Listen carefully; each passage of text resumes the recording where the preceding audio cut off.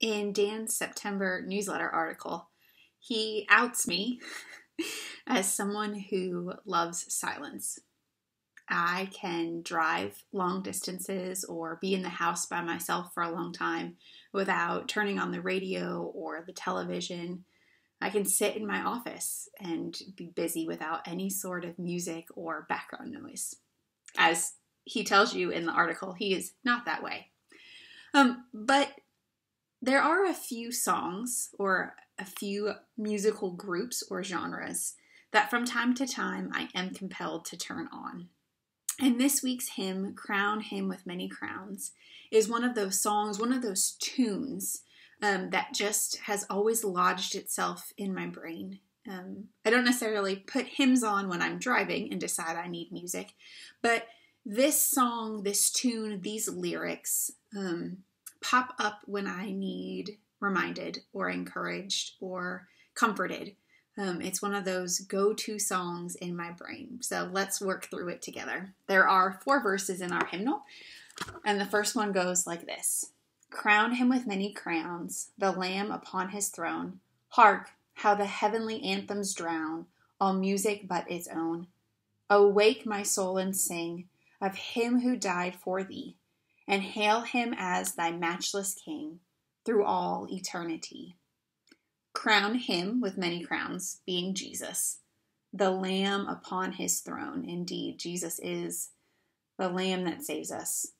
Hark, how the heavenly anthems drown all music but its own. We hear and are stimulated by so much noise. And I think that's why when I have the choice, I prefer silence. There's so many voices, so many things, so many channels, so many stations.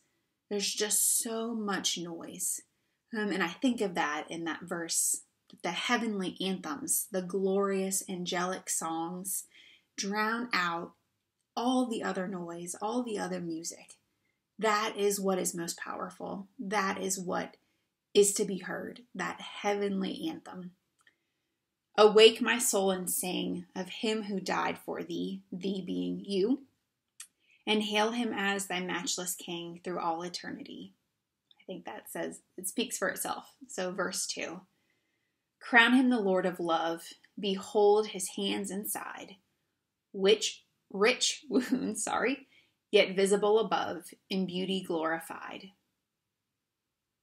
Behold his hands and his side, where he was pierced for our transgression.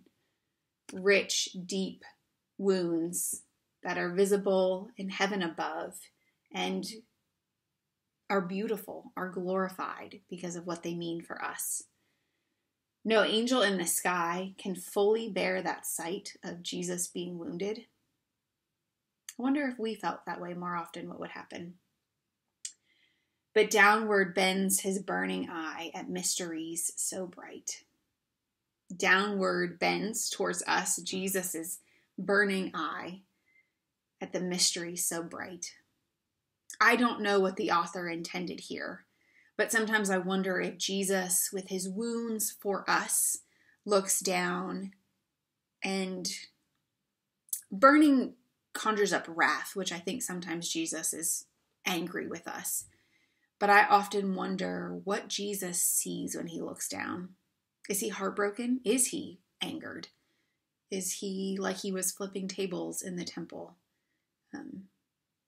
Are the things happening mysteries? Not in that Jesus doesn't know they're happening, not that Jesus doesn't understand them, but Jesus, who looks at his own hands that are wounded, think, don't they get what this means? Why are they doing what they're doing? That's how I've always interpreted mysteries. Verse 3, crown him the Lord of peace, yes, Lord, whose power a scepter sways from pole to pole. So a scepter is what we see kings or queens holding. Sometimes they're short, sometimes they're long, and they usually have an orb on top, suggesting that the person who holds them has the power, has the authority. So this verse is telling us that the Lord of peace, Jesus, our Jesus, has the power to make that scepter that our earthly rulers hold so firmly sway. That their power gets pushed aside by the power of Jesus, from pole to pole, from north to south and east to west. That wars may cease, absorbed in prayer and praise. His reign shall know no end, and round his pierced feet fair flowers of paradise extend their fragrance ever sweet. That suggests that Jesus' pierced feet, like his hands inside in verse 2, the flowers of praise of people who honor and recognize Jesus are throwing their offerings, and that fragrance is absorbed in the peace and the holiness and the praise that surrounds Jesus. Verse 4, crown him the Lord of years.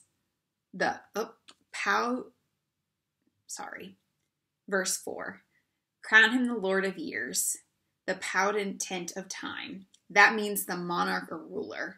So, Lord of years, the ruler of time, creator of the rolling spheres, ineffably sublime. Sublime is a word I cannot keep in my head. So, my sticky note says, ineffably, incapable of being expressed in words, and sublime, to elevate or exalt. So, the creator of the rolling spheres, everything we know, which we cannot fully articulate, we cannot fully exalt, we cannot give word and meaning to all the goodness God has created. All hail, Redeemer, hail, for thou hast died for me. Thy praise shall never, never fail throughout eternity. For thou hast died for me. Your praise, my praise, shall never, ever fail throughout eternity for all that God has done.